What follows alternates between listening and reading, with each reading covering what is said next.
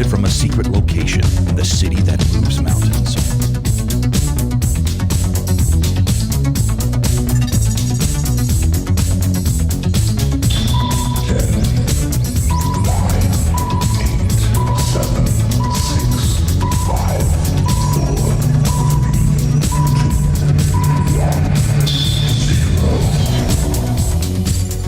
Greetings. I have come here to chew bubblegum and kick ass, and I am unfortunately all out of bubblegum. What's up, flockers? Good morning, everyone. And before we get started this morning, I want to let everyone know that if you are driving and you can't follow us live, watch us live, we are testing out a new app this morning called Calling. And this has been recommended by the people that we're going to be making the demo for. And you can find out more information on that at calling.com. That's CALLIN.com. Sounds like you're saying Colin. No, Calling. Like the name. CALLIN.com. For those of you that don't speak Kentucky. Exactly. I noticed a little sound alert thing that come up. What is that?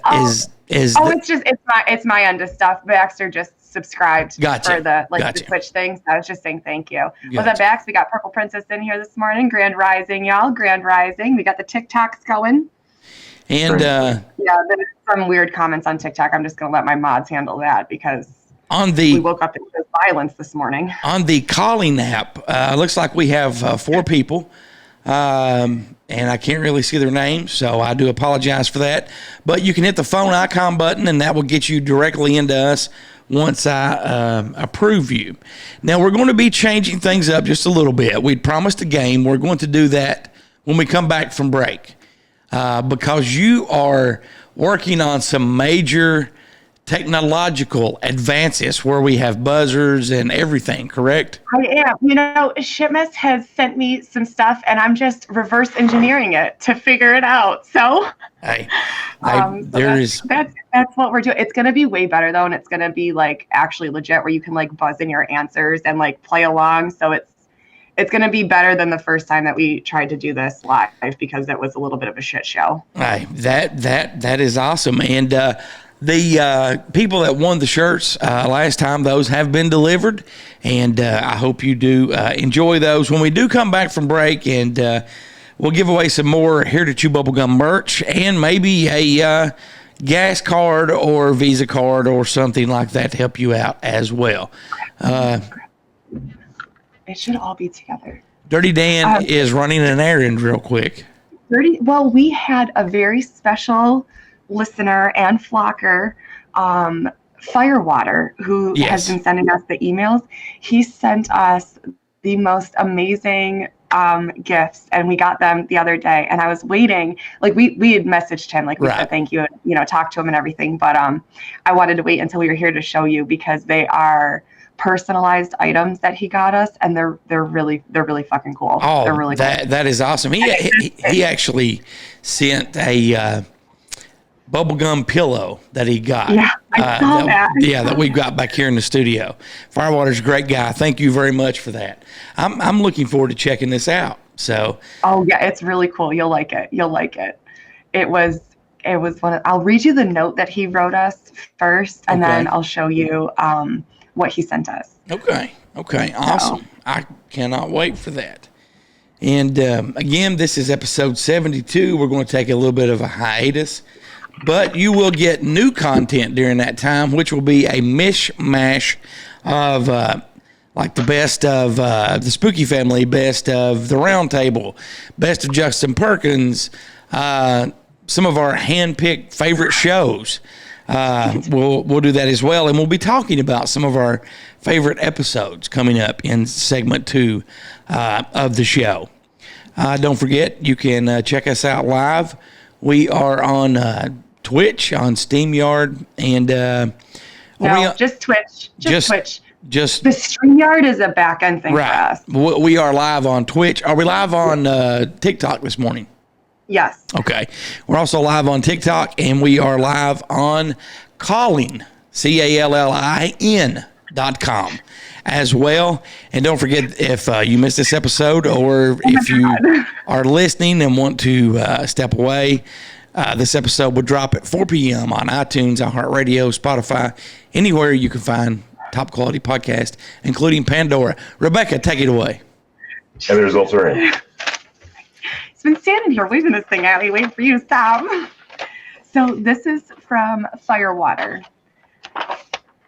And it says, this is just a little something personalized to show you my appreciation for what you all do. I love learning from y'all. Dirty Dan, the wife, really loved those breakfast sandwiches, and we both became a big fan of Mike's Honey Hot.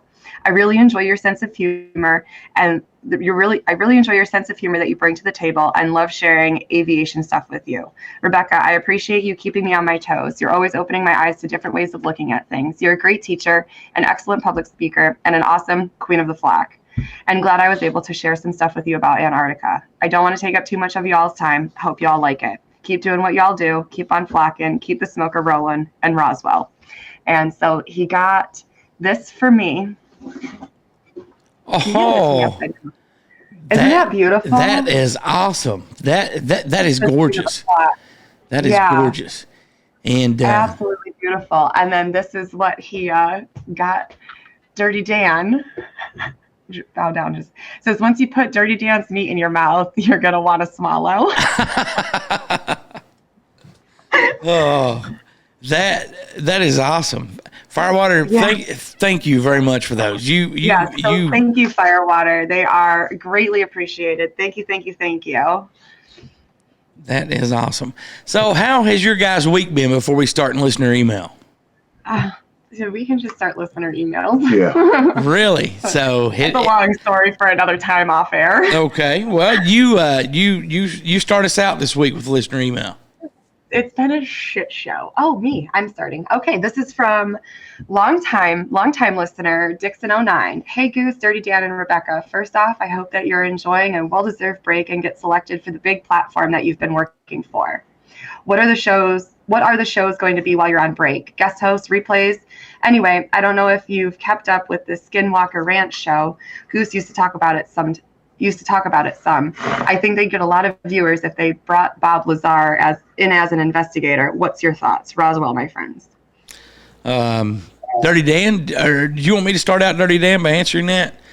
Because I don't even know what that show is. Okay.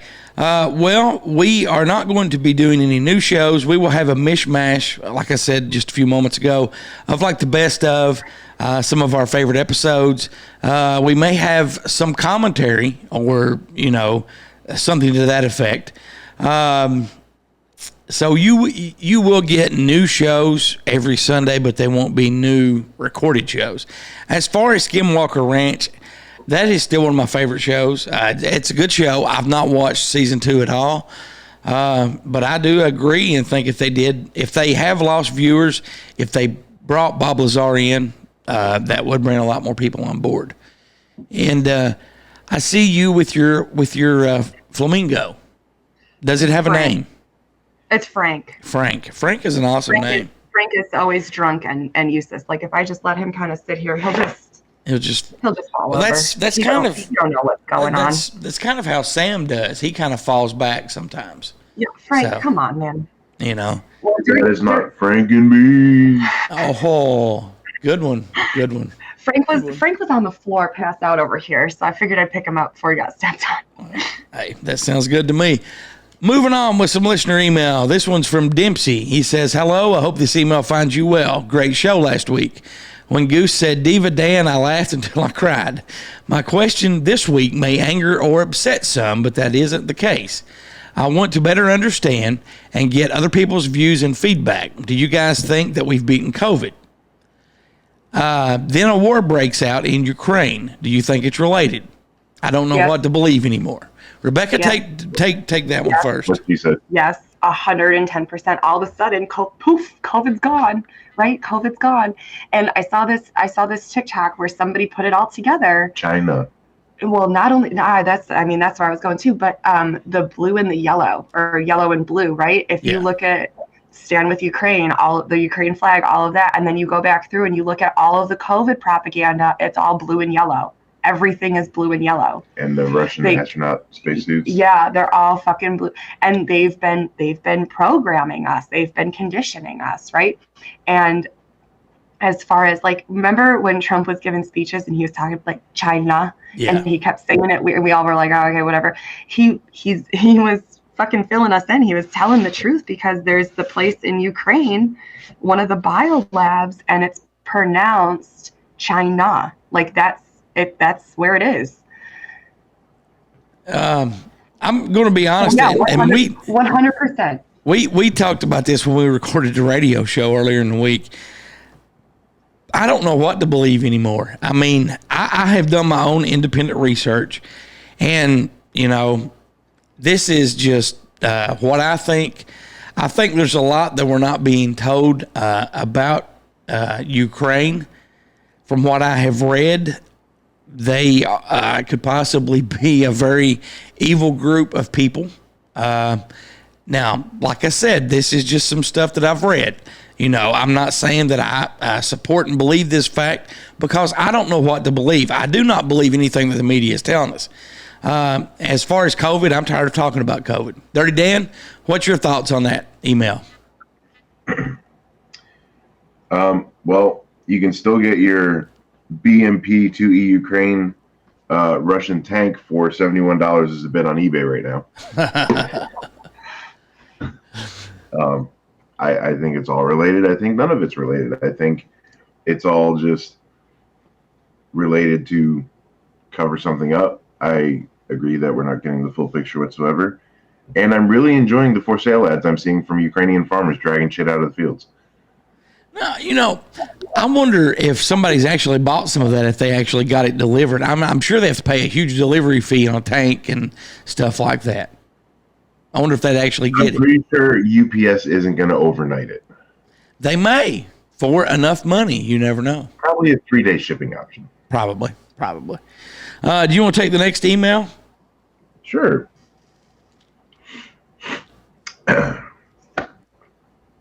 So we have Strawberry Field right now. Says, so this question is for members of the HTCB audience, especially for the ones that believe time travel is possible and have mechanical skills to put their thoughts, ideas, dreams into reality and creating it. So I'm assuming she means Luke Fugit. Yeah, because I mean, some of the stuff that they mentioned in this is over my head. So yeah, could an orgone generator and an STM and an HDR and all their components be synthesized into a super machine? Do I mean literally? No. More like a totally original invention based along these lines with several different things attached to each other, like modifications on a home console. Anyone interested? If so, please email the show and hopefully HTCB will pass along the information to me. We absolutely will. Yes. I know what 2 of those 3 things are, but I think we have a very, very, very good friend of the show that's right up your alley here. Yeah, Luke, I know you always listen, so be sure to pay extra close attention to that email from Strawberry Field. And when you do get that time machine built, Luke, please let us know. And if anyone does have any information and you understand what they were talking about and asking for, please email in and we will put you in contact with Strawberry Field. Rebecca, the next one is yours, and it is short and sweet. Yes, this is from Simon Fan. Hey guys, do you think Simon from the radio show will ever cross over and be on the podcast show too, Roswell? Simon has been on the podcast show before. On the podcast show, he's known by Seth Ambergy. And Seth, Simon may be on again in the future sometime. Let's see. Benjamin says, greetings. I know this makes me sound crazy, but hear me out. There is a theory that the octopus is an alien from outer space. I know you're waiting for the punchline or for me to say I'm with Onion News. This has been reported, and I'd like you guys to research this topic and share your opinion if you aren't familiar with this story. Thanks for reading my email, Roswell. Thank you very much, Benjamin. Rebecca, what's your thoughts on that? An octopus being from outer space? I 100% agree. I 100% agree, because if we think about, right, as above, so below, if we look at the ocean as a separate dimension, really, like an alternate reality, a whole nother universe. Because when we go swimming, right, we give up our ability to breathe for our ability to fly in that world. And how is fishing? Ooh. And how is fishing not an alien invasion on our part, right? Like if we fish, all of a sudden a fish just fucking gets beamed out of its fucking dimension and into another reality? I don't think so. And then octopuses, right? They don't are octopi? Is it octopus? Octofuck off. Chris doesn't like octopuses. He does not like them. But they don't, like, they are fucking ancient creatures. Like, they don't naturally die. I know, they look like 1,000-year-old breaking right? ball Like sacks. they don't, but they don't, like, and same with alligators and crocodiles. I mean, they don't naturally die unless something kills them. So do they have the ability to live? Can we confirm? Are they immortal? That's my thoughts on it. I 100% agree that everything, like, that's why I don't eat seafood, because that shit is from another dimension. And well, hey, shrimp is delicious though if you fix it just right. So no shrimp. Don't eat seafood coming from the girl who was sneaking pieces of fresh tuna. That was a while ago, and I tried it, and it was okay. Will I eat it again? Probably not. No, I won't. I actually remember, I think, watching a special on maybe the Discovery Channel or the Learning Channel years ago, where they were basically saying the same thing about the octopus. I have to do more research to give a opinion on it. Dirty Dan, what's your thoughts? You don't like octopus? Why? They just. I'm gonna kill you on a live recording. I don't know why. Oh, it's attached. I'm sorry. I thought it was in there. Fuckers. 6 feet away. COVID rules. I don't have 6 foot. There's a wall here. Well, you're going into the wall. Squid and octopus. Now, I like the way squid tastes, just not the tentacle part. I can't do the tentacles whatsoever. Not. It's got to be fried. I don't. They just creep me out. Like, there's something about them that I'm just like, all right, you stay over there. I'm gonna stay over here, and we're not gonna look at each other. Have we checked into octopus to see if they're like eels? Because eels don't have any fucking reproductive organs, and they swim into the Bermuda Triangle and come back with spawn. I know they do. So. Because they like jizz out of their ears. That's weird. Jizz out of their ears. Well, that's like where the little things come out. They don't have ears. And, they don't have ears. It would be that spot. When I was really, really young, there was a Robin Williams movie called Popeye, and there is a huge octopus towards the end of it. And I mean, just thinking about that scene right now freaks me out. Do you, Dirty Dan, think an octopus could be an alien from another dimension, another universe, space, etc.? I would be 1,000% shocked if it was not. Very good answer. Very good answer. Do you want to take the next email? And this one, right? This one is specifically for you, and I love the way that they started off.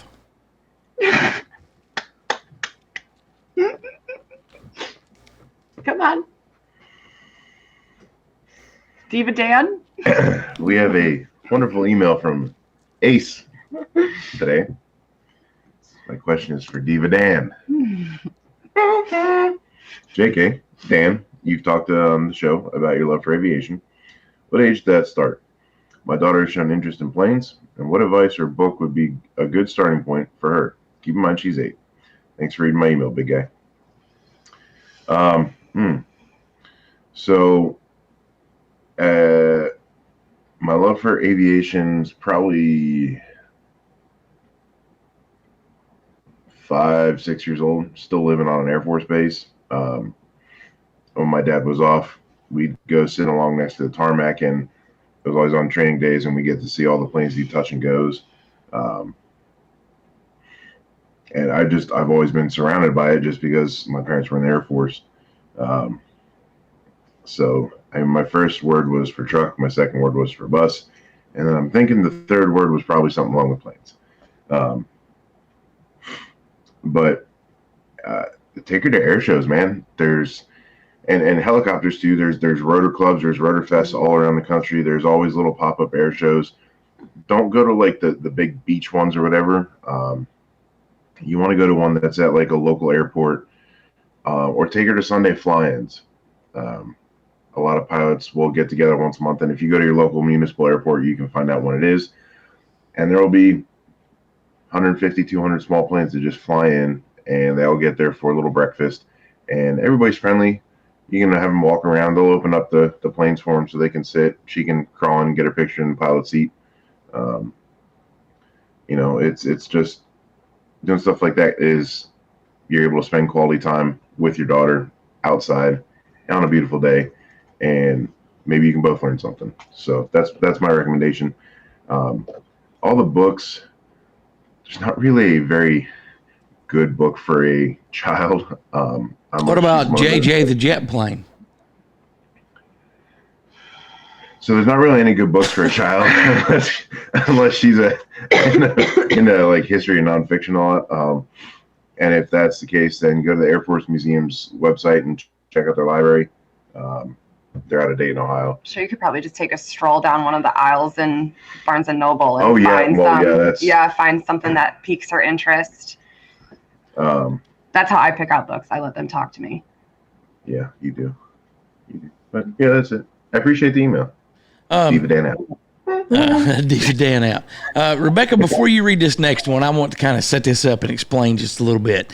Now, I was skimming it, and I'm like, I don't understand nothing of what is going on here. Now, we have not heard from this guy for, I guess it is probably close to a year since the last time we heard from him. Okay. He had wrote in on the show several times before. Now, his grandfather worked for NASA and retired from NASA. I think he passed away maybe a couple of years ago. But his grandfather told him that there were two missions to the moon. There was one that was staged that everybody saw. There was one that was legit. We landed on the moon and we slowly left thereafter because of what we saw there. Okay. Now, Adam's last email, and I wish I had pulled his last email, but I didn't. And this is something we may go back and we may do a whole segment on Adam when we come back from break. It was like end of April, beginning of May last year. It was right before you all took a break and the Spooky family took Yeah. And so in that last email, Adam was going to his grandfather's house. I think he lived in Virginia. Yes. And he was going to go through some of his grandfather's stuff to see what he found. Now, I have wanted Adam, and I've emailed Adam since that time. He's never responded. He did email this week. So I've set up the backstory. Rebecca, take it away. This is an email from Adam. Okay. Hello, my name is Adam, and I've written in before. It's been a long time since my last email. I'm not going to give my location this time and want to keep a certain amount of privacy. I'm the man whose grandfather worked at and retired from NASA. I did go through my grandfather's things last year, and I did find some shocking things to back up what I talked about in previous emails.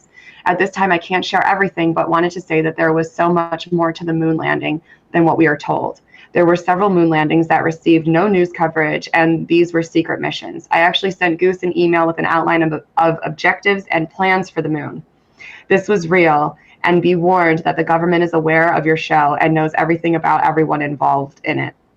Please don't let that alarm you and keep getting the truth out there. Hopefully in time I can share more of what I found with you and the audience. Take care. Peace and love, Adam. Yeah, we already know that we're on all of the lists. Yeah. You know, especially me. Yeah, we have had people reach out to us before. Actually, people leave voicemails talking about how, you know, we were being watched and so forth. And that's fine because I have nothing to hide. Watch. So, you know, I have nothing to hide. We're not reporting on anything that you can't find or talk about on the internet. I think we apparently have a ton of people that are watching that are not supposed to be watching. So. I think it's flattering that we're being watched. And, you know, something, and I think I talked about this a few months ago when we were talking about Pandora, and I told you there was a spot showed up in Nevada that was close to Area 51 that had been listening to us. That bleep does not come up on the map anymore. But I find it flattering. Adam, thank you very much for contacting us. I look forward to hearing from you in the future. If you're ever up for it, we would love to do an interview with you and have you as a guest on the show. But you can keep your video off. That's fine. Yes, definitely. And yeah, I have stuff back here that I could disguise your voice with. So, to those of you who are secretly watching us, one of these times, y'all might get close enough to smell my cooking, and you're going to want a plate. And guess what? You can have one. I thought you were going to go somewhere else totally different with that. Nope. Okay. Moving on. This one's from Ryan. He says, I'll start out by saying that I'm aware you don't get into politics on the show, and I'll try to avoid that. Do you think that the Russia and Ukraine situation will lead to World War III? From there, would it be a nuclear war? It's scary to think that Russia has control of Chernobyl.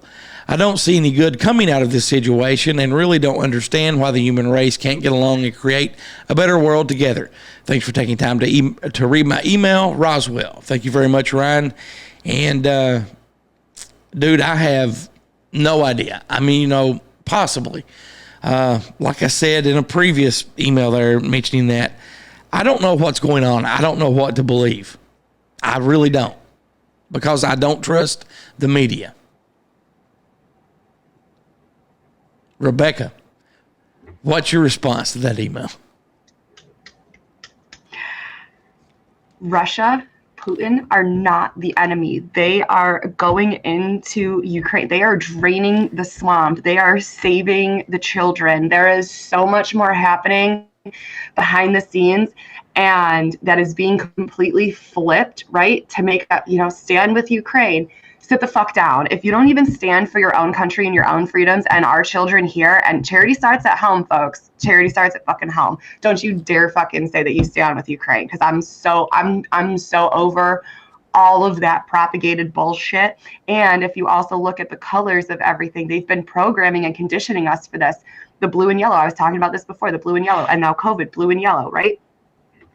They are draining the swamp. And I watched, I don't know why I did, but I fucking watched Biden's speech. And he was talking about it being World War III, but apparently we're going in with fucking trains, tanks, and airplanes. So I don't know what the fuck, how we're getting to Ukraine with trains. Why are we sending all of this fucking money overseas? Take care of us first. Like, I'm so sick of hearing about all of it. Like, if you don't fucking do anything for your own country, I don't want to hear word one coming out of your mouth about fucking Ukraine, because Ukraine is fucking dirty. And the only reason that Biden is, that we're trying to fucking protect that, is so that his money laundering business can stay up. Now, Putin and Russia are trying to drain the swamp. They are doing the right things. They are going in with a pure intent, and it has to do with the biolabs. Like, fucking look at the map overlays. Like, everything that they're telling you, take it with a grain of salt and look at the complete opposite end of it. That's my advice. That's how I feel about it. You can agree with me. You can disagree with me. I don't give a fuck. That goes deeper than what I just scraped upon earlier in the show. Dirty Dan, before you respond to that,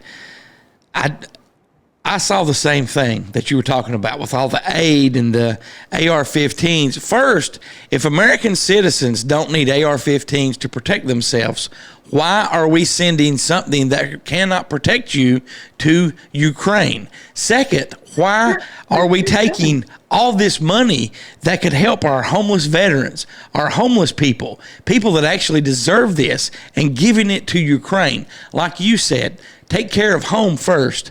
And make sure our people that live here are taken care of before you take care of another country. Dirty Dan, what's your response to that email? And they're not fake. All those guns programs? No, not like the guns are fake. Like some of the pictures that they're showing, they're actual like cardboard cutouts. They're fake guns. I thought you meant like... No, not like... I was saying not like an airsoft. About the last year, since COVID, it was just the cardboard all thing of those that they're doing the thing. And I'm just going to see how long I can... I'm done. all those, turn your weapons in, bullshit, blah, blah, blah. Yeah, they weren't destroyed, folks. They're now overseas. They don't really give a shit about us. Yeah. They don't give a fuck. And hey, Biden, for $14.95 a day, you can also feed a poor, starving American, too. So, with all this, history repeats itself. And again, Russia's back with Chernobyl, so... Yeah, training with cardboard guns. We're training with cardboard guns. Let's see how long this concrete sarcophagus lasts before it gets split open and we have another giant radioactive cloud over Europe. Fact check your fact checkers, because your fact checkers ain't fact checking the fact checks. What? Exactly. How much facts could a fact checker check if a fact checker could check facts? Right. Exactly. Thank Goose. you. Goose gets it. And Ryan, I mentioned, I think it was on the radio show, or not the podcast, but the world started having a lot more of these, well, bluntly, fucking bullshit problems with each other when the population got above that 7.4 billion. Mm-hmm. Why? Because 7.4 is that neutral balance on the pH scale. And suddenly it's too alkaline, and now there's too many people trying to do good in their own eyes, and it's all mixing up in a pot of bad. You go below it, everything's too acidic, everybody splits off, nobody cares what anyone else is doing, they're in their own little pod. But now that we're alkaline on this, everybody's trying to mix together and just, oh, this is good, this is good, this is good, this is good, this is good. And yeah, it's great. You're jam-packing this water bottle full of fucking good things, but not all good things are meant to mix together. So that's my weird take on it. Yeah. Very well said, my friend. We'll let you read the last two emails. One came in late. Save that one for last. But DirtyDan, take it away, my friend. All right, we got Planet 9 right now. Haven't heard from Planet 9 in a while. I don't even know who Planet 9 is. Hello, Goose, DirtyDan, and Rebecca. Great show last week. You guys are unstoppable and on fire every week. I love the ear candy that you're putting out there, and you always leave me satisfied. I never miss an episode, and sometimes listen to each episode a handful of times. I'm going to miss you guys when you go on break. Please keep us updated and come back soon in Roswell. Well, there's still going to be shows dropping every week. Yeah. It's just not going to be the live recordings that we're doing. And Planet 9, if you want to keep up with us, make sure you... Oh. Okay. You missed your desk. I missed my desk. Well then, I'm sorry. It just went out the window. I don't know. I went to set my elbow on the desk and I missed.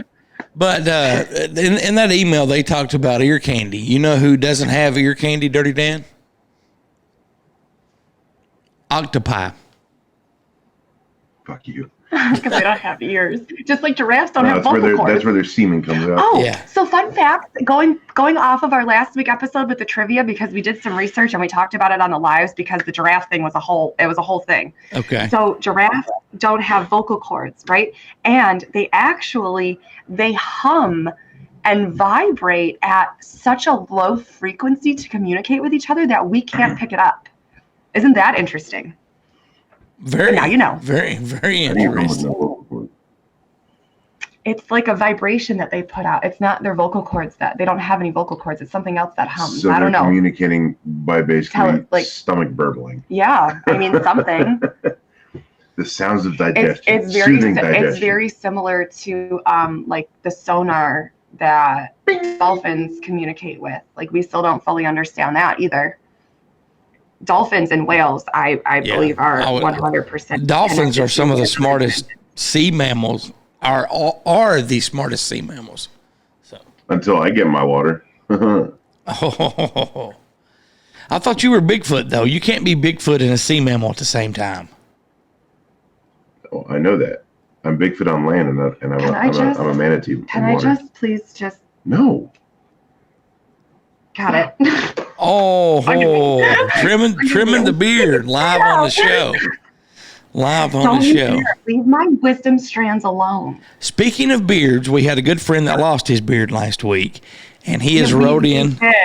He did. He has wrote in again this week. DirtyDan, please read that email from the legendary, the one and only, Mr. Bolin Cox. I didn't. How come you don't send me these things? This gang. he sent this earlier this morning. So when I was printing stuff off before I came to the bunker, I just forwarded it on to Dirty Dan. So. Oh, I see. We didn't hit the Rebecca as well. I got it. Sorry. And 9 times out of 10, you don't even read this shit. Doesn't matter. It doesn't matter. It doesn't matter. I still want it. I will forward it to you right now as Dirty Dan's reading it. No, I don't want it now, Goose. That's not the point. Hang on, I'm forwarding it to her. I don't want it now. I can read over your shoulder. Oh my God. Hang on, I'm forwarding it to her.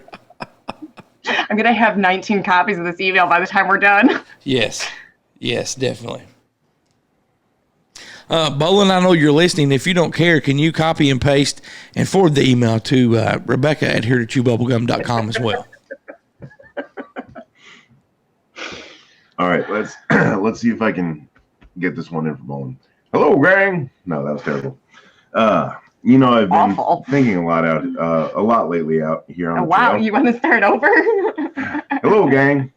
I've been thinking a lot lately out here on the trail about the state of the world and knowing what I know, and being able to clearly see in many aspects how history continually repeats itself. Most of the time when you hear someone say that phrase, it's usually pertaining to something negative. I don't know about y'all, but when times get tough, I always try to reflect on the good times I've had throughout my life. There's not many, but the Lord has blessed me with enough. I'll never forget the times growing up before all the worries and trouble started. When the most important thing of the day was making sure you made it back home before dark so you could sit down to your mama's home-cooked meal before gathering in the den to watch your favorite show on television.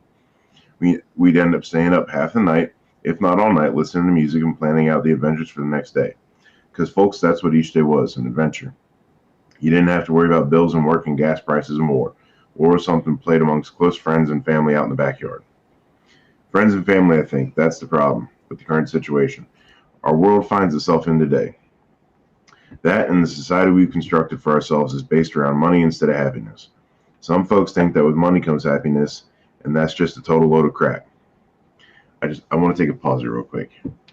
And I understand money can't buy happiness, but it can buy a jet ski. And have you ever seen someone sad or mad on their jet ski? I don't know. You were pretty pissed when you got it stuck in the mud. I was not pissed. I was not pissed. But you start out and you're mad and you're like, all right, anyway. He was pissed that he got it stuck. I was not pissed. You were a little pissed. I think you were pissed. Shocked because I went over the handlebars because I was going and then suddenly I wasn't. So you weren't supposed to. When you flipped over the handlebars, were you having a good time? Were you thinking, "Oh, this is awesome. I'm flipping over the handlebars"? I had no idea what happened, but I took flight, which is very rare. Yeah, it's very rare. Okay. Dirty Dan gets anywhere off the ground. It was very rare. And I was very confused as to what happened.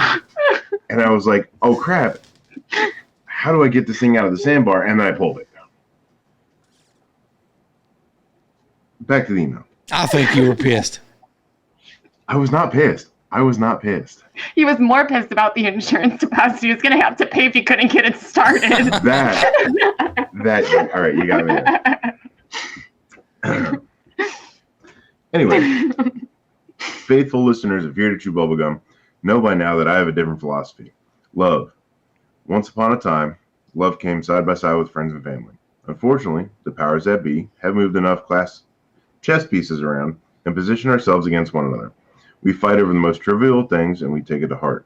Our leaders rejoice when they can agree on the most minute topics now. Case in point, daylight savings time.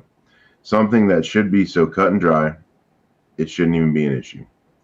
The point I'm trying to make is that somewhere along the way, we all forgot and or lost track of the meaning of life. Love. We don't love another like we should. In some circles, blood isn't enough to hold a clan together.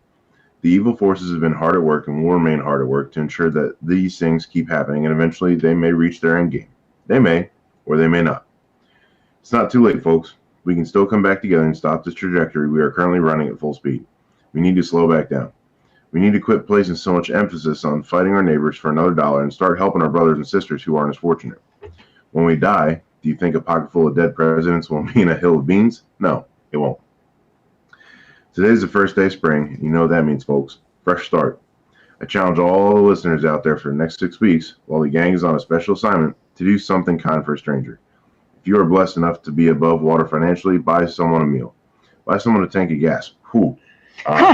We love you, but not that much. 56-gallon diesel tank.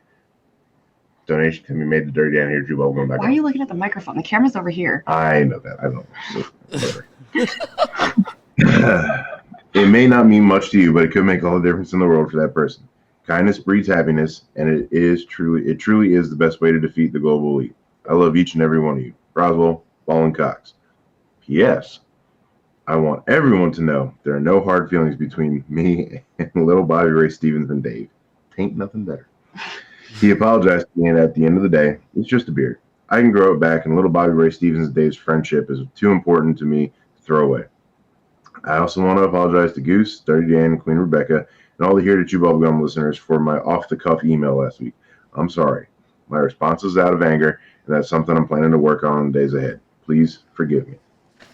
Well, thank you very much, Mr. Bolin Cox. That was a beautiful, beautiful, beautiful email, and I totally agree with you.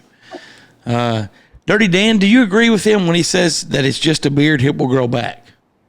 I do. Or would you be pissed if somebody shaved your beard?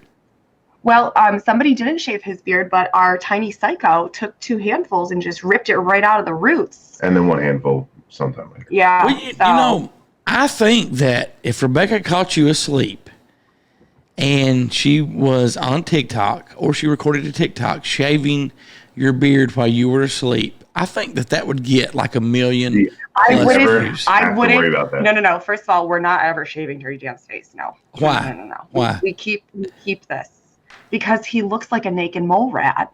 Okay. Second of all, if I shaved his beard, I would not live long enough to post the TikTok. Gotcha. Okay. Well, you could do a live. You could doing it live. So you guys can witness a murder. Great. And that'd be the murder she wrote.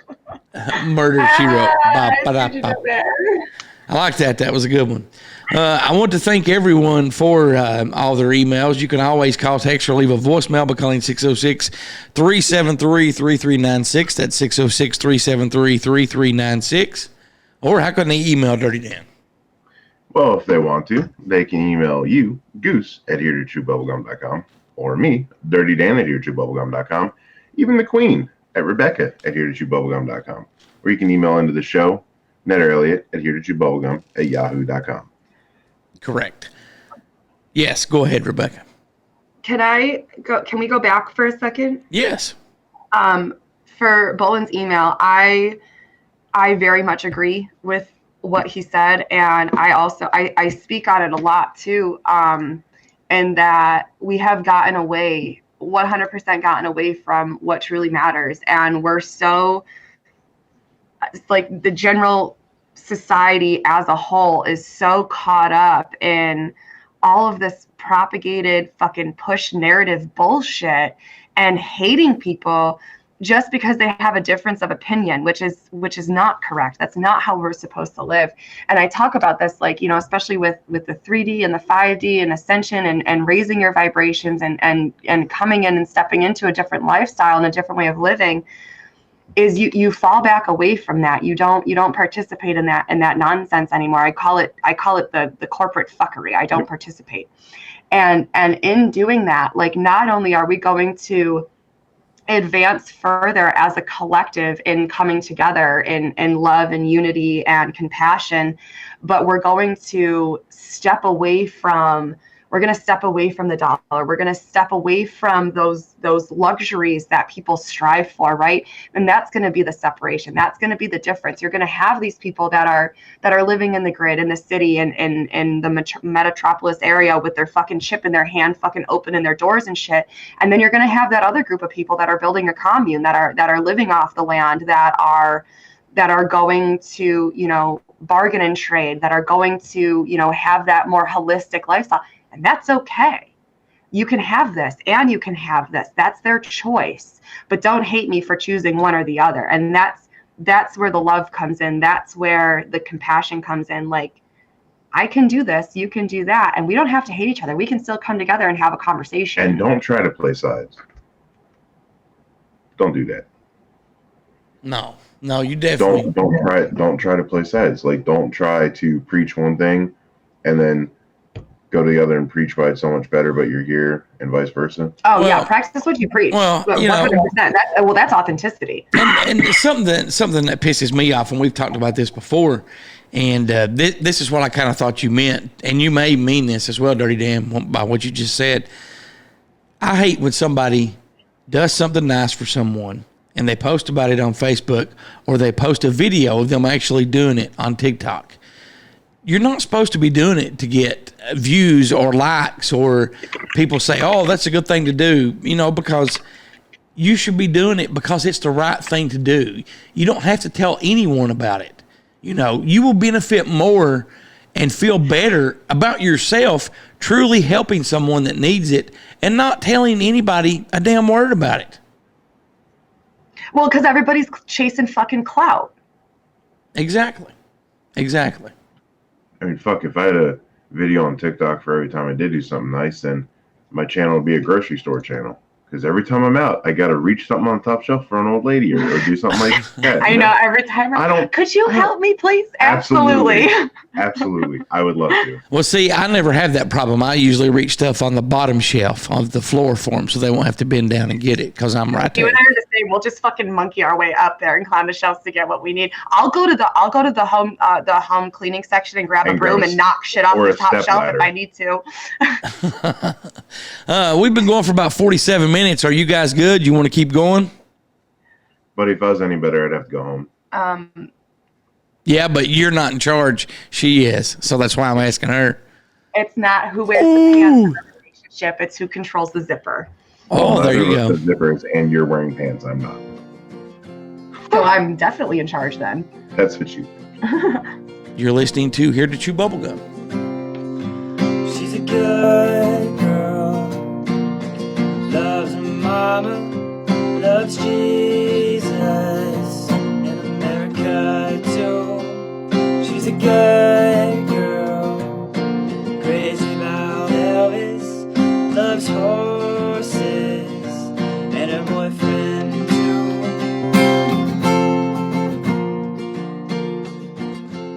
Hard work pays off. Dreams come true. Bad times don't last, but bad guys do. Hey everybody, it's John the Bod, aka the Bodfather. I have a new podcast entitled Beyond the Paranormal, which is on every Tuesday night on Beyond the Paranormal YouTube page, and we'll be streaming shortly on our Facebook page as well. If you want some information on the paranormal and cryptids such as UFOs, Bigfoot, Dogman, come and check out Beyond the Paranormal every Tuesday on Beyond the Paranormal podcast YouTube site, and also soon on our Facebook page. Keep checking back, folks. We're going to have a lot of great guests, a lot of great information. Have a good one. Are you a horror movie fan? Yeah, I dig horror movies. Are you searching for a great internet horror talk radio show to listen to? Why, sure, that sounds quite spiffy. Then you need to tune into deadpit.com. It's the original horror talk radio show. Dead Pit is a show by the fans and for the fans. Uncensored and unbiased opinions are the goal of the show, giving fans honest reviews on new films and vintage classics of the horror genre. Make deadpit.com your #1 horror station destination. Take a lighter look into the darker side of the world. Join Elliot, Cherty, and Beagle as they jump into the dark abyss of hauntings, fables, UFOs, and beyond. The Spooky Family Podcast. You can find them where you listen to quality podcasts.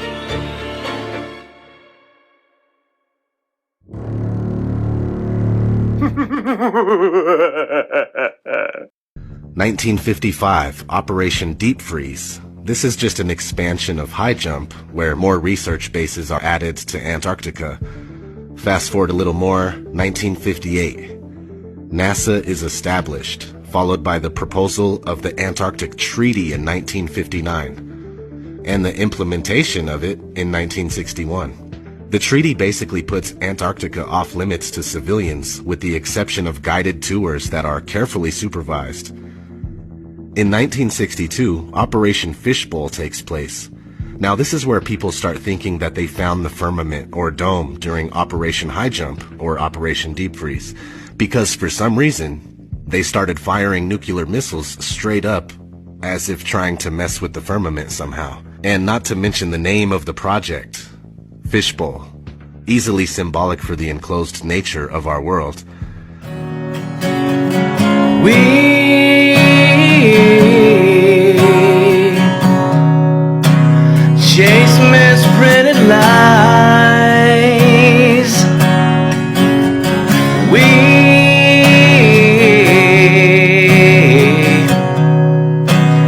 face the path of time. And yet From the heart of Appalachia, located under a shopping mall near the city that moves mountains, you're listening to Here to Chew Bubblegum with Goose and DirtyDan. And we're back. Welcome back to Here to Chew Bubblegum. Hopefully you guys had a good pee-pee. Well, so funny thing happened while we were outside. We were dealing with the dogs and, having a smoke real quick. And Cash was, DirtyDan went to yell at Cash. She goes, "Goose, will you knock it off?" Dude. It was funny. I couldn't wait to tell you about it. I was like, wow, wait till I tell Goose about that. So I have an app called iPhone, and it's a bunch of memes. And I was looking at a goose hunting meme, and I'm like, I wanted to tell her about it, and Cash starts fucking up right off the bat, and I'm looking at it, I was like, Goose, fuck, Cash. Thanks a lot, Diva Dan. I really appreciate that. Whatever. I'm just joking with you. That is pretty funny. It was funny. It was it was a geography joke. You had to be there. Mm-hmm. DirtyDan, do you want to start out segment 1 for us? No nipple play online. That will get you banned. Only if you're topless. Please don't go topless. Did you see the gears turning there? Well, I'm gonna read the story from the radio show. Okay. Since it's together now this week. Really? I made you a banner. Really? I love that. Diva Dan. That's some bullshit. Diva Dan. All right, read your thing. Let's go. You ready to fall asleep? I'm not falling asleep. I never fall asleep. I don't even fall asleep when I'm supposed to fall asleep. It's titled, "What I Saw That Night Was Real. Is it time to take aliens more seriously?" Just keep reading. Don't mind what I'm doing. It's a little tickles. Ready? We were just acknowledging Dirty Dan's locks because he has a diva. Go ahead, read your story. What I saw that night was real, and it's time to take aliens more seriously. The Pentagon has been quiet for too long.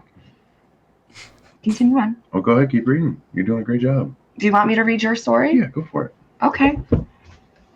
The Pentagon has been quietly investigating unidentified flying objects since 2007, and the fact that they think that they might exist is good news to those who claim to have seen them. In June, the U.S. government published a long-awaited report onto UFOs. Although the report did not, as many had hoped, admit to the existence of little green men, it did reveal that not only were objects appearing in the skies that the Pentagon, which controls the U.S. military, cannot explain, but some clearly pose a safety of flight issue and may pose a challenge to U.S. national security. The Pentagon also revealed that it has been taking UFOs so seriously that in 2007 it discreetly set up the Advanced Aerospace Threat Identification Program, AATIP, which has been gathering data on unexplained aerial phenomenons, UAPs, ever since. The The unclassified version of the report, there was also a classified version only seen by U.S. lawmakers, found no clear indication that there was any non-terrestrial explanation for the sightings, but neither did it rule it out. The report offered 5 typically mundane possible explanations for the UFO and, crucially, one catch-all other bin. In that other bin, there was it's that other bin that has arrested the attention of stargazers and conspiracy theorists. If the U.S. military has been quietly and seriously investigating UFOs, or as the Pentagon would have it, UAPs, since 2007, and if the Pentagon's official report cannot rule out the existence of extraterrestrials, it is time we look again at the claims of those close encounters and people who have made them. Enthusiasts for UFOs and ETs have permeated popular culture ever since the U.S. Air Force balloon crash near Roswell in 1947. Conspiracy theorists confused the balloon for a UFO. The U.S. government did a lousy job debunking those claims, and they quickly captured the public's imagination. Fast forward to 1961, when Barney and Betty Hill told the world's first alien abduction story. Andrew Abida, professor of psychology at Rutgers University, co-authored We Are Not Alone, a study into why some of us want to believe in aliens. Abida explains that belief in aliens is akin to religious. Oh fuck! Wow, I'm struggling. What is that? Religiosity. Unfound beliefs in unfalsifiable ideas, which require I know why you wanted me to read this now, which require a leap of faith. People have a need to feel like their lives are meaningful, and these beliefs might suggest that there's something bigger out there. There's something more important going on, he says. I tell Abida about an interview I carried out with a young man in Florida. The man, how fucking long is this thing? Oh, he went on forever during a radio show. So the fuck am I supposed to do with that? Why do you pick such long, this is like, can we just pause for a second? Can I have a birth a bitch? Sure. Like recipes. Just give me the fucking ingredients. I don't care about the fucking 4-year journey it took you to find the right chocolate chips. Like, I don't give a fuck. Just give me the fucking recipe. You know what I'm talking about? Yeah. When I asked him what he preferred the truth to be, a real encounter or merely a vivid dream, the young man said that he would prefer it to be true because that would mean he was special. I can imagine being a protagonist in an alien abduction story seems pretty meaningful, like a meaningful achievement and accomplishment, he says. That feeling of specialness plays an important role in these stories. Feeling like your unexplained experience as a result of an alien abduction just seems more exciting and more important than a natural explanation. Still, the topic of alien encounters remains sensitive. I discovered just how sensitive when author Whitley Strieber, who some claim was abducted by non-humans in 1985, terminated our call after learning that I had not read his books. In a subsequent email, he wrote, I don't know if I was abducted by an alien or not. The whole point of my work is to describe what happened to me and attempt to understand what it was.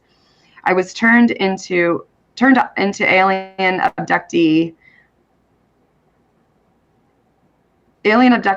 Whitley Strieber by the media. That is not my position, he added. You are lost in space when it comes to this subject, my friend, all of you. Do we read the whole oh my God, we can't read all of this. You're good. Do you have anything, Rebecca? Or Dirty Dan? Because, and after we get done recording the show and we stop everything, you guys hang on, and I want to tell you about some little tweaks that we're going to do when we come back from break. While Rebecca is reading over that, I'm going to read just a little bit and paraphrase, and I want your guys' opinion. And I want your guys' opinion that are watching this live right now on what I'm about to read and paraphrase, and everybody listening on the Callin, Callin app. I pulled this story from UFOcasebook.com, and it's titled UFOs, What We're Not Told. And it's written by Hugh F. Cochran. And it's basically talking about crop circles and what we're not told about some of the crop circles. So it starts out and it says, while most UFOs are known to be light emitting or light absorbing objects seen moving about the sky, no satisfactory explanation has ever emerged to explain them. There have been labeled as hoaxes, imagination, and misinterpretations, which in some cases have been proven true. But there are those that defied any rational explanation, and after 50 years of diligent investigation, the enigma remains unsolved. Those in the UFO community blame government cover-ups for this lack of progress and include the media for following the government line, and I totally agree with that. An example of this was played out during the invasion of the crop circles in England in the late 80s. It ended in a fiasco when reporters found two petitioners who claimed to have created all the crop circles in England. They said they downed a few drinks in a local pub and then used a board and rope to make crop circles in some farm fields before going home. The tabloids covered this story and reported the story, and the public was satisfied with a solution that did not involve explaining the crop circle messages, and they were happy that other worlds or the Earth itself was proposed by these explanations. But the laboratory analysis of the affected plant and soil samples gathered at these sites proved otherwise. Now keep in mind, these are the guys, they went out to the actual field where they said that they did this. They took plant and soil samples, and this was never told publicly. I remember this. Okay. Well, let's see. But the laboratory analysis of the affected plant and soil samples gathered at the circle sites proved otherwise. When Dr. Levengood of Pinewood's laboratory, who had carried out some of the analysis, was asked if he thought the circles were hoaxes, he replied, if people had energy able to affect the plants and soil in the way that this have been infected, they wouldn't be squandering it in farm fields, he added. It's a situation I've never come across. The analysis had revealed that the plants and soil had been altered on the atomic and molecule level by an outside source able to alter the material's time, matter, and gravity in ways not known to science. In the light-emitting phase, it was able to expand thousands of watts of energy over long periods, and the source of that energy is still unknown. And he goes on to say in that article that you can go back to these fields today, and they're barren. They still do not grow anything where these alleged hoaxes took place, and that animals will not, if they're walking on these fields and they come up on that, they go the other way. They do not walk through them. People still to this day can stand in the center, and some people hear really loud ringing in their ears where this took place at, or they get burns or unexplained sores a few days later. What's your guys' take on that? Where the fake ones were, or where real crop circles are? Because it cut out a little bit. Okay. I just want to make sure I'm talking about that. He is saying that the ones that they claim to be fake weren't faked because of his analysis of the soil and crops and so forth. So I think like a lot of things, like the monoliths, like these like the Georgia Guidestones, like what is the one in Ohio, the snake in Ohio, and the crop circles, right? The crop circles remind me a lot of mandalas, okay? And if clearly these are meant to be seen from an aerial perspective, right? Because you can't see them unless you're above it. So they're obviously markers for something. And I also believe with the intent and with the purpose that they're created, it creates energy. And I would be fucking, if I was a betting woman, I bet you those crop circles overlay the ley lines. Like if you put a map over like where crop circles are and where the ley lines are, I bet there's a correlation between the two of them. And I strongly, that's why people hear the ringing in their ears. That's why certain things happen, because it is a conductor of energy. That's why the soil is changing. I wonder if anyone's ever done that. Took the crop circle locations and put ley lines over them. That's very interesting. I'd never thought of that. You have a project to do. Yeah, I guess I got something to do. Yes, you do. Dirty Dan, what's your thoughts on that? I know that you are more of a fan of crop circles than I am. What I found interesting about that is because I had heard the story. I had heard that, people drunk used a board and rope. I had never heard about them taking soil samples and other samples. Yeah, they're different. But even with the board and the rope, though, like if you compare the two, because I did research on this, like if you take an aerial view of the ones that they created with the board and rope method, and then you look at an actual crop circle, you can distinctly see the difference between the two. Like it's not perfect. Like not all of them, but the biggest difference between this is always what fascinated me is anybody who does a crop circle breaks the stems. Yeah, they're just laid over. When they're not claimed, they are perfectly pushed over, undisturbed, and if you were able to, you could stand that plant right back up. I don't know if it's almost like a branding, like how like farmers like brand their cows, but almost like directions too. Because if I remember correctly, when we were researching this, don't they all also like the pyramids, like they align with the stars? Mm-hmm. Yeah, and they always point the same direction of Orion's belt or in the arrow. I'm sorry.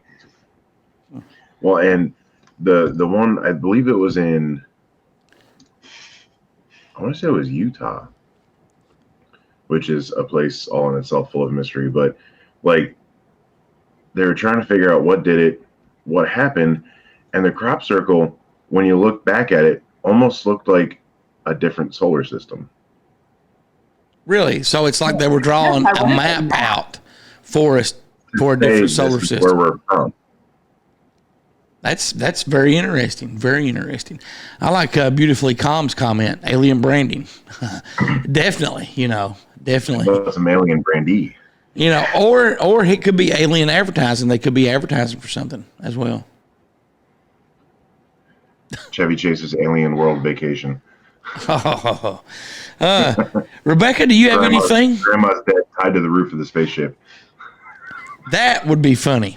That would be funny. Rebecca, tell us about your favorite episode, guest, or email, or whatever. I think my favorite episode, and maybe I'm a little biased, but I mean there's a lot to give credit to, is the very first episode that I was on with you guys when Cronkite was still doing the show. And we had a conversation about Antarctica and Hitler and the Nazis. And it was a very eye-opening experience. It was the first podcast that I was ever on. I honestly, when you messaged me, I didn't really know what a podcast was. I had to do what I do and fill it in. But I think, honestly, I mean, that credit where credit is due for that episode. I mean, look what it's blossomed into. Yes, definitely. And I'm pretty sure I've told both of you this off air. Even before I contacted you, I was talking about your TikTok videos on the show because we had just started a TikTok page and we hadn't really did a lot with it, and still really don't sometimes. But we had started it because of a story Cronkite had read over the time traveler Javier that was over in Europe and so forth. And so that's why we started a TikTok. And then I found you and I was like, oh my gosh, that map, that art piece. The map. Yeah, and I watched a lot of your videos probably for 2 or 3 weeks before I contacted you. And I was so excited, when you're like, yeah, I'd love to be on the show. And, it just, everything happens for a reason. That was definitely a great episode. Dirty Dan, same question. What about you?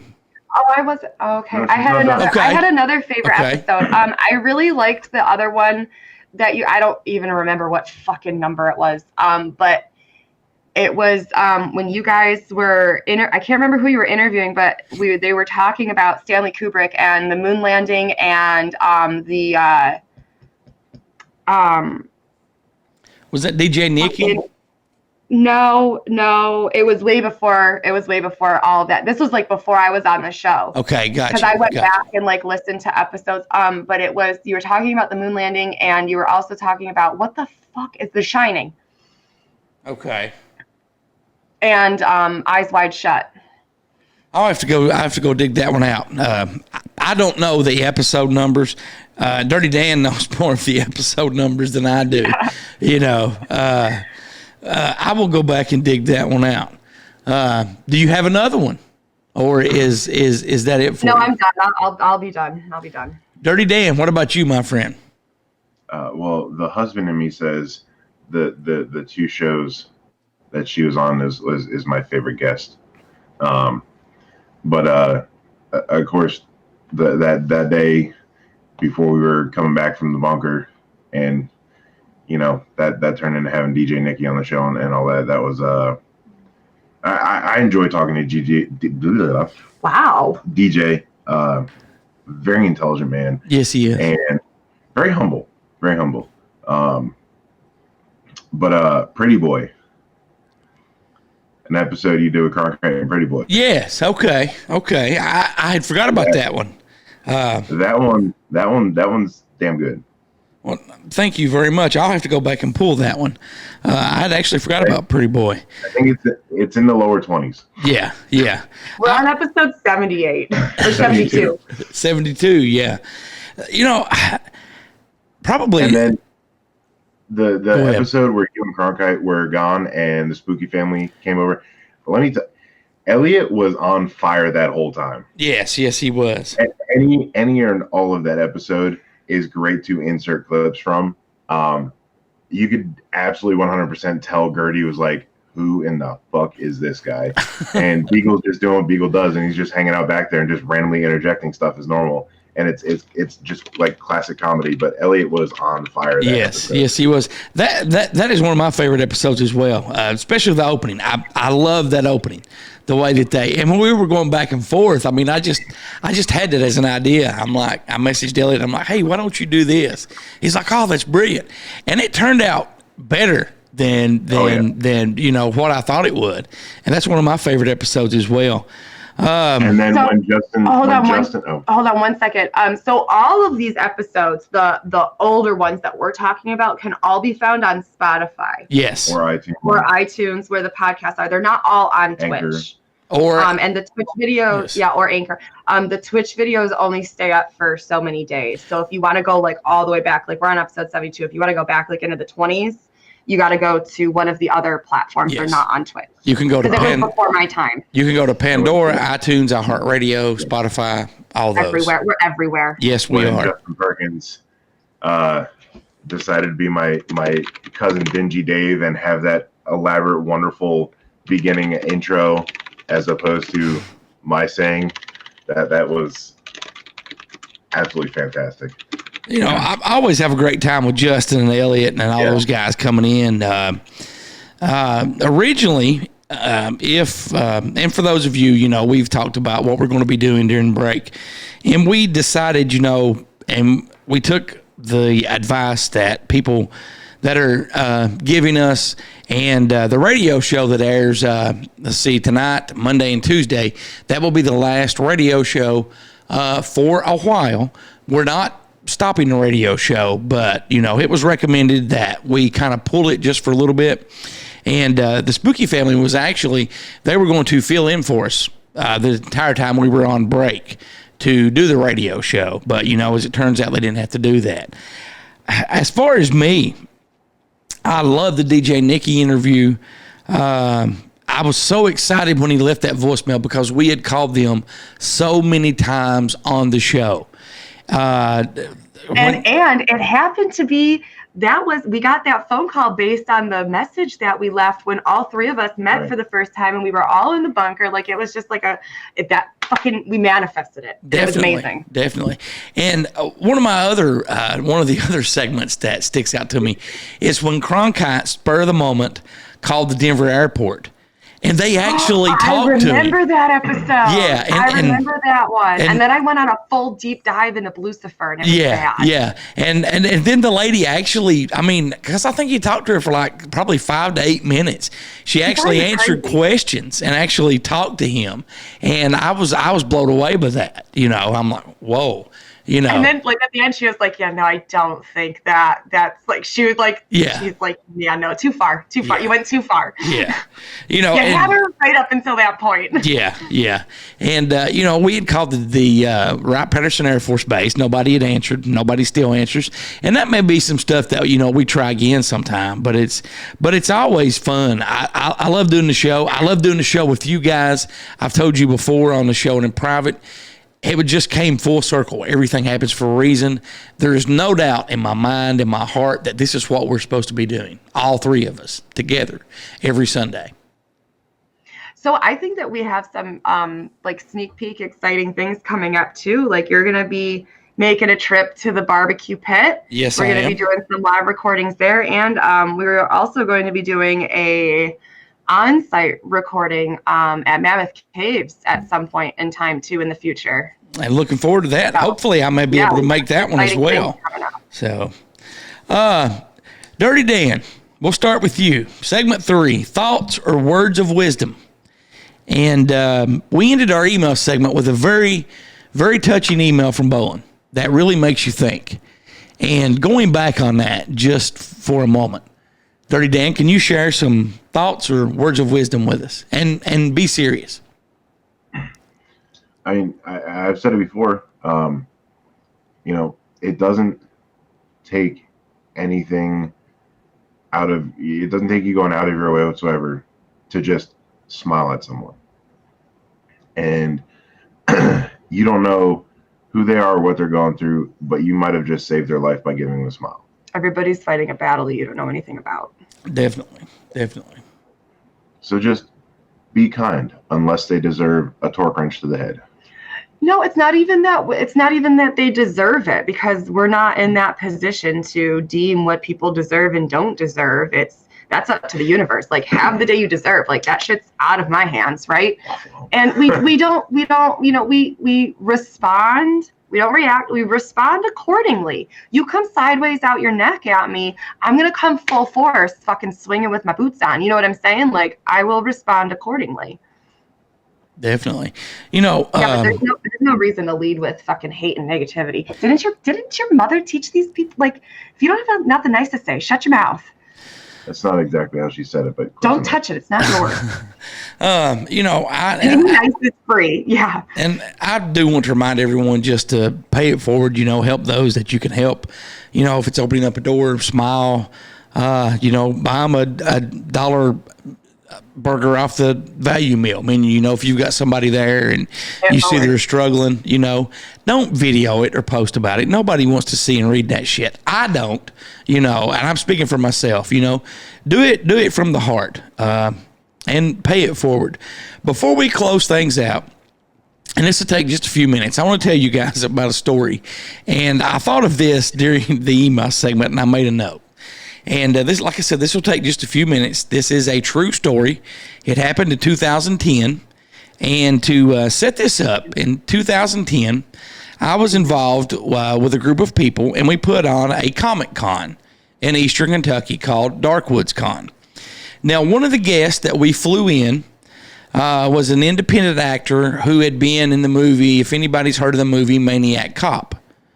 Those are some movies that came out in the mid to late 80s. And the Maniac Cop himself, Robert Zadar, he passed away a few years ago. He's not with us anymore. But if you see Robert Zadar's face, you would know exactly who Robert is. He also played, I think, in Tango and Cash and so forth. But Robert Zadar, I drew the shortest straw to drive him back to the airport. So he stayed overnight in Hazard, Kentucky. And during this time in Robert's life, he was going through some battles and fighting some demons. And so on the way to Knoxville, he's telling me all these stories, about him and Sylvester Stallone and, you know, John Cena. They're going to redo Maniac Cop. So he was a little bit inebriated. So I had my GPS set on this airport in Knoxville. And we start driving down this street. That's like a 2-lane street. And I'm thinking, there's no way this goes to an airport. He's like, I remember this, Goose. Yeah, it's at the end of the street. You know, I actually remember it. So we go, and there's this community airport. And it's the wrong airport. So I searched my GPS some more. So his flight left, let's say at 2 o'clock, and it's 1:30, and I'm 12 miles away in Knoxville. So I have to have him there.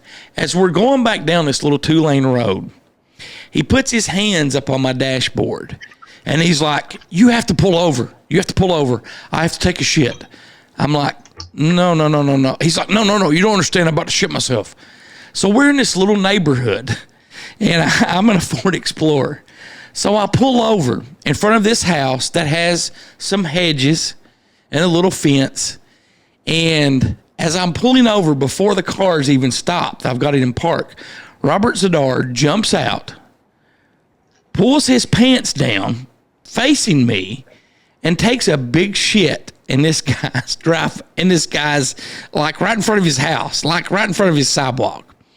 And so I had a roll of paper towel, so I'm handing him paper towels, okay? He does his business. As he's wiping, I see somebody from inside the house pulling the curtains back and looking, watching all this, as Robert is yelling, there's blood in my poop. That's not normal. I need to get that checked out. And so as he's pulling his pants up, now keep in mind, Robert Zadar was a former bodybuilder. So he did steroids and other stuff. Or he did, I don't know if he did steroids. He did enhancing stuff to increase his bodybuilding. So he has balls as big as both of my fists that are hanging past his knees. And I'm trying to yell at him. He is, like I said, slightly intoxicated. The guy, inebriated. Yes. The guy whose house it is opening the door and coming out yelling as I'm yelling at him to get back in the car. So as soon as he gets back in the car, I take off like a bat out of hell. About the time the guy makes it to the end of the driveway, looks down at this huge mess that was left for him, looks at us in the rearview mirror, gives us the finger, and then Robert Zadar is saying, you will never make it. You'll never make it to the airport. Take me back to Hazard. You can bring me back tomorrow. After the horrendous event that I've just witnessed and lived through, I'm like, no, we will make it to the airport. So I get to the airport, I pull up front, I get him out. He wanted a wheelchair, so he has his little suitcase on his lap. I go through the doors, there's the counter, I just push his wheelchair, and it starts going. And I hear him talking, hey, Goose, we need to go over there. We need to go over there. As I'm turned around and walking back out to my car. So I run back out to my car, and I get the hell out of there. That is a true story. And did you just really push him like you do the shopping carts into the corral and just let it go? Yes, I did. Because hanging in his car. Elephant balls hanging there in the breeze, having a bloody shit. Hey, you let him live his life. He's living his best life. Well, I was afraid that he was so close to the time he was supposed to board, they may not let him board at the Knoxville airport. And I was afraid I would have to take him back and bring him back down there the next day. And I'm like, no, there is no way in hell I am doing this, So I just pushed him, and I just left, and I left him there. He did make it back home to Iowa. He lived in Iowa at the time, and I did hear from him after that. And I even heard from him, I think, about a month or two before he passed away. And but that is just a funny story that I had jotted. And when we were doing the email portion, I wrote down, 100% true, 100% true. But if anybody knows Robert Zadar or have heard of the movies Maniac Cop, that is a very true story. I want to remind everyone to be sure to check out upcoming episodes of Bitching with Bertha, Cooking with Dirty Dan, and The Shipwreck Show. Dirty Dan, what do you have to tell us about my friend as we close things out this week? So I have a thing. So there's some exciting news with The Shipwreck Show. So Bitching with Bertha is every Saturday morning. I had to cancel this Saturday because we have company here, which is why we started the show earlier and we're not doing it as long, whatever. But for the ship show, it's every Tuesday morning at 9 a.m. Eastern Standard Time. And she just offered me, and I picked up Thursday. So it will be Tuesday and Thursday mornings. That's awesome. The Shipwreck Show. That is awesome. Yeah, I'm excited. Definitely check that out. And Confucius say, man with hand in pocket feel cocky all day. I have a closing statement whenever you're ready. If you want to do the thing first, and then I have a closing. Okay. Thing. We'll let Dirty Dan go and then let you go. How does that sound? All right. Well, as we wrap up this bittersweet episode, take a break. We will be back. Please be sure to still we always come back. Yes, we do. May the 1st, we'll be back. What? May the 1st? We're back. Oh, yeah.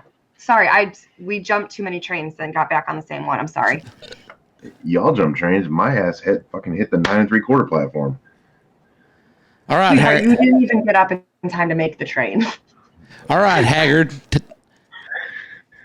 Harry. So be sure to go check out our friends over at YouTube, Adventures with Purpose. Go check out their website, adventureswithpurpose.com. You can always check out Till Valhalla Project. Again, that's tillvalhallaproject.com for Goose. And our close friend of the show, DJ Nicky and his company, Carbon Capture Shield, carboncaptureshield.com. Check what he's about. They're nominated for the X Prize. And that's a really big deal and hopefully a huge step in getting this planet healthy again. And with that being said, anybody you want me to reach out to and you feel would be a good benefit to spread their message, spread the word, please send me their stuff, DirtyDan@HereToBubblegum.com. I'll reach out over this break, and hopefully we can get some more lined up. I want to say special thanks to Carlin for all the voiceover work. Let's see. Be sure to check out and support friends of our shows that have their own shows. I'm talking about CK and Uncle Bill over at deadpit.com, Talk Junkie with Justin Perkins, Jordan Brad of Down the Holler, Seth Ambergy with Seth's Daily Podcast, Elliot Gertie and Beagle over at spookyfamilypodcast.com, the Mountain Mysteries Podcast with Chris Sloan. And if you're a fan of Cronkite, be sure to check him, Snowman, and Large Marge out over at Paranormal Trucker on YouTube. Don't forget about Beyond the Paranormal Podcast with John Marshall every Tuesday at 8 p.m. You can find that on Facebook, YouTube, and Twitch. And if you want to awaken more, be sure to check out Rebecca Short on TikTok and Twitch. Rebecca and Telegram. And did you have something to add there as well, Rebecca, or have you already done that? No, her closing statement. Yes. No, I have it right here. Okay. So this is an everyday mindfulness book, and it has a date, and so there's no year. It's just every day you read the thing. So today's the 20th, and this is the quote for today. You've got this life, and while you've got it, you better kiss like you've only got one moment. Try and hold someone's hand like you'll never get another chance to. Look into people's eyes like they're the last thing you'll ever see. Watch someone sleeping like there's no time left. Jump if you feel like jumping. Run if you feel like running. Play music in your head when there is none. And eat cake like it's the only day left in the world. I like all of those. I like all those, especially cake. And I always have music in my head, whether it's there or not. Thank you very much, Rebecca. That'll do it for this week. We'll see you later. And until then, so long for now. Maybe I'm not leaving. Maybe I'm just going home. Lock her out.